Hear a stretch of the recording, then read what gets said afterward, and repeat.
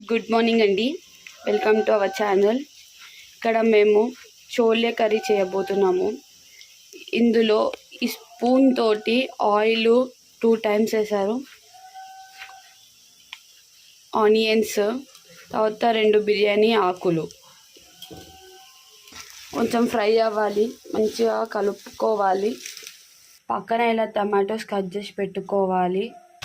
కొద్దిగా కరివేపాకు వేసుకొని కలుపుకోవాలి. మంచిగా తగినంత పసుపు వేసుకోవాలి,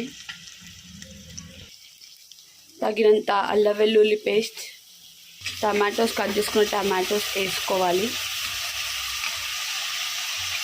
ఇలా ఉడుకుతున్న టమాటోస్ని మంచిగా కలుపుకోవాలి. మనం ఎవరికి తగ్గినంత అంత కారం వేసుకోవాలి.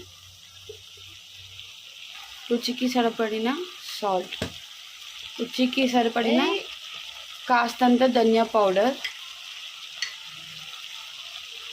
కొంచెం గరం మసాలా, అవన్నీ వేసుకొని మంచిగా కలుపుకోవాలి. అన్నీ మిక్స్ అయ్యేటట్టు. 1 కప్పు చోలే, 1 కప్పు కాబూలి శనగలు వేసుకొని మంచిగా కలుపుకొని, అట్లా ఇంకొక కప్పు వేసుకొని కలుపుకోవాలి. మంచిగా సూపర్ ఉంటుంది curry. Simple Kabuli chana curry ready. 1 glass water వేసుకొని ఇలా మంచిగా కలుపుకొని, మంచిగా వాటర్ వేసుకొని కలుపుకొని కుక్కర్ క్యాప్ పెట్టేసుకోవాలి. ఒక 4-5 విజిల్స్ వచ్చినాక ఓపెన్ చేసుకోవాలి. మళ్ళీ క్యాప్ ఓపెన్ చేసి మంచిగా కలుపుకోవాలి. ఉడికిందో లేదో చూసుకుంటే మంచిగా ఉడికింది. మంచి స్మెల్ వస్తుంది, యమ్మీగా. ఇలా కొంచెం స్మాష్ చేసుకుంటే గ్రేవీ అనేది కొంచెం థిక్గా వస్తుంది, టేస్ట్ కూడా బాగుంటుంది.